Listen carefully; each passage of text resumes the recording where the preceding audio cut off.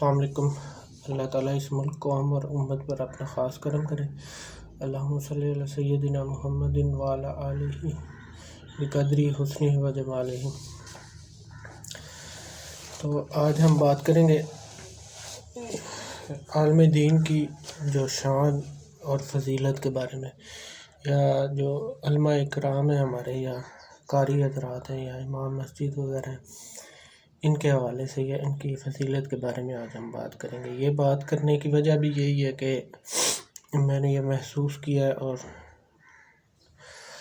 دیکھا ہے، سنا ہے کہ ہم انہیں بہت زیادہ تنقید کا نشانہ بناتے ہیں، اور ہمارے معاشرے میں جو ہے انہیں بہت ہی زیادہ ڈی گریڈ کیا جاتا ہے، اور ان کے ساتھ رویہ ہمارا کردار ایسا ہے کہ جو نامناسب ہے، اور ہمیں زیب نہیں دیتا کہ ہم اپنے علماء اکرام کے ساتھ ایسا سلوک کریں، ٹھیک ہے، کیونکہ ان کی فضیلت اور شان جو اللہ کے نبی نے بیان کی ہے، یا جو ان کا مرتبہ اللہ نے خود اپنے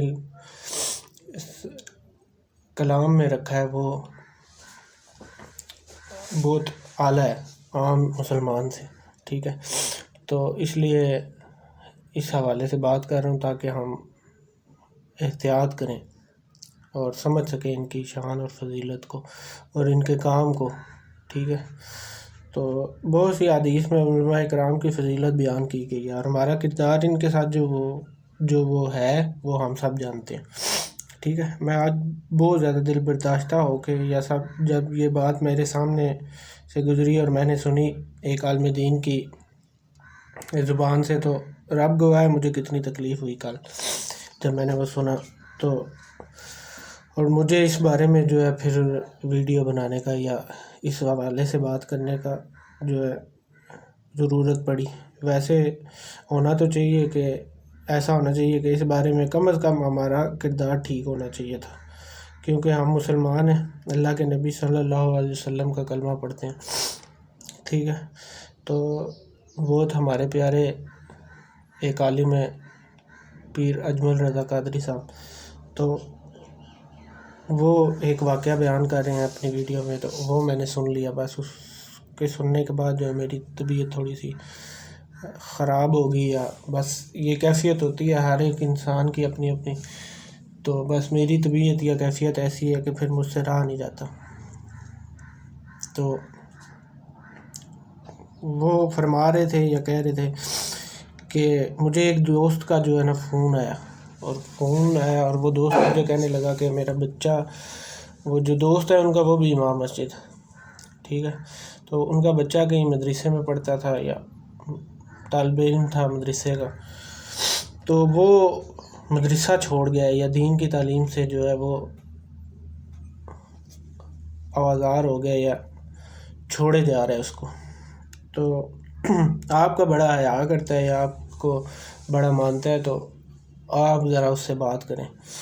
تو اجمل رضا قادری صاحب کہنے لگے کہ میں چلا گیا اور اس سے بات کی، اور اس سے پوچھنے لگا کہ دین کا علم کیوں چھوڑے ہو، یا تم اتنے اچھے طالب علم ہو، اتنی اچھی پڑھائی چل رہی تھی تمہاری، تو تم دین کیوں چھوڑے، تو اس کی تعلیم لینا کیوں چھوڑے۔ تو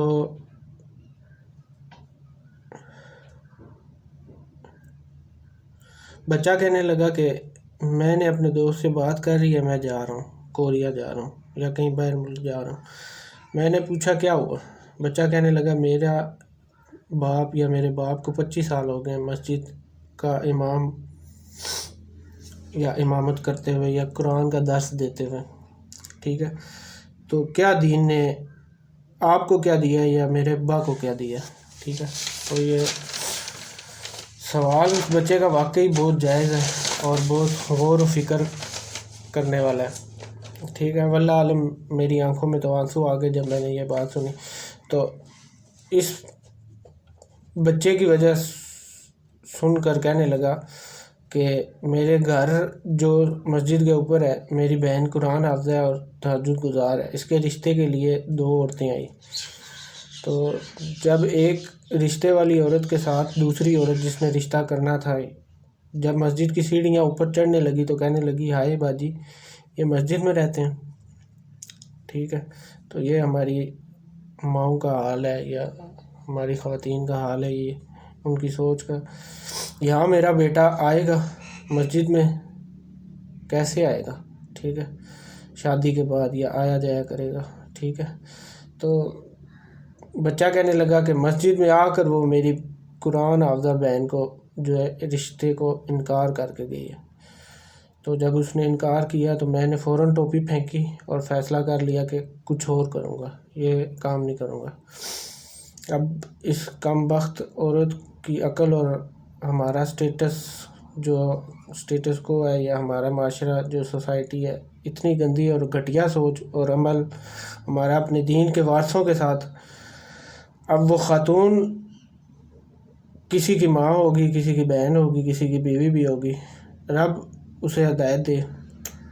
خیر وہ تھی اس قابل کہ رب نے اسے وہ پاک گھر کی سیڑھیاں اوپر چڑھنے نہیں دیا.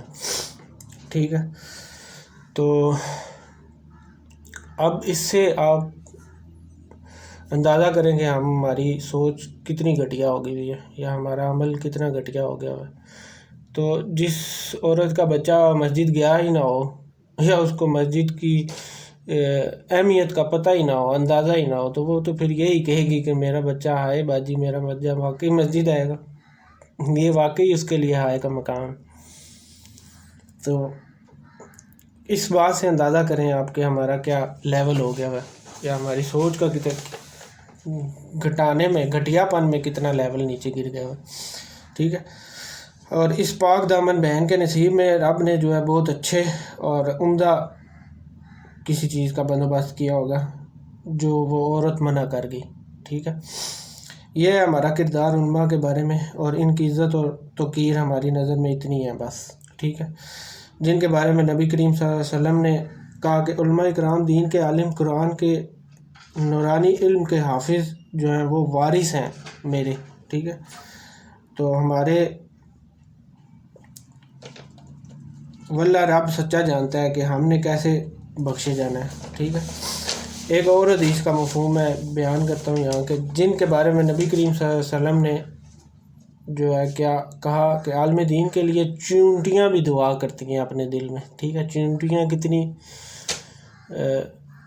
اس دنیا میں یا اس ہماری زندگی میں، دنیا میں ہمارے نظر میں سب سے چھوٹی اور سب سے تخلیق، رب کی سب سے چھوٹی تخلیق اور سب سے ناقص طاقت رکھنے والی تخلیق ہے. ٹھیک ہے، تو ناقص تو نہیں کہہ رہا، سب سے کم طاقت رکھنے والی تخلیق ہے. تو وہ بھی اپنے دل میں، اس کا دل بھی ہوتا ہے، اور وہ اپنے دل میں، یہ میں نہیں کہہ رہا، یہ رب کا نبی کہہ رہا ہے اور رب کہہ رہا ہے. ٹھیک ہے، کہ وہ بھی اپنے دل میں علماء اکرام کے لیے دعا کرتی ہیں، اور مچھلیاں، پانی میں مچھلیاں بھی علماء اکرام کے لیے دعا کرتی ہیں. ٹھیک ہے، ایک اور حدیث بیان کرتا ہوں کہ نبی کریم صلی اللہ علیہ وسلم نے فرمایا میری امت کے علماء جو ہیں وہ بنی اسرائیل کے انبیاء کی مثال ہیں. ٹھیک ہے، یہ حدیث جو ہے اس کے بارے میں بہت سے اعتراضات بھی اٹھائے گئے ہیں، لیکن بات پیچھے والی حدیثوں کو دیکھا جائے یا اللہ کے نبی کی باتوں کو، سنت کو، قرآن کو دیکھا جائے تو یہ بات ہے تو ٹھیک ہے، حق کی بات ہے کہ علماء کرام کا ایسا کردار اور ایسا کام تو ہے کہ ٹھیک ہے کہ نبیوں والا کام ہے نا، دین کو پھیلانا، کام تو وہی ہے. اب نبی کی شان اور درجہ وہ بہت زیادہ بلند ہے، وہ الگ چیز ہے، لیکن کام تو وہی ہے.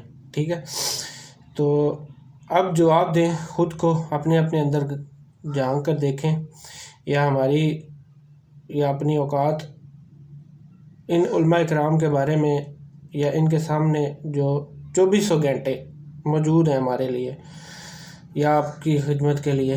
آپ کبھی مسجد گئے ہو، آپ نے کسی عزیز کے نماز جنازہ پڑھانی ہو، یا آپ کے گھر اللہ نہ کرے کوئی فوتگی ہو تو آپ نے اس کا نماز جنازہ کرانا ہو، آپ گئے ہو مسجد میں، تو کسی مولوی یا قاری صاحب نے کہا ہوگا کہ میں نہیں آتا جی، آپ کسی اور کو لے جائیں، یا میں اتنے پیسے لوں گا، یا انہوں نے ڈیمانڈ کی ہو. ایسا کچھ واقعہ کسی کے ساتھ ہوا ہو؟ مجھے نہیں خیال، میرا نہیں خیال کہ ایسا کسی کے ساتھ ہوا ہوگا یا ہوتا ہے. ٹھیک ہے، وہ تو چپ کر کے چل پڑتے ہیں.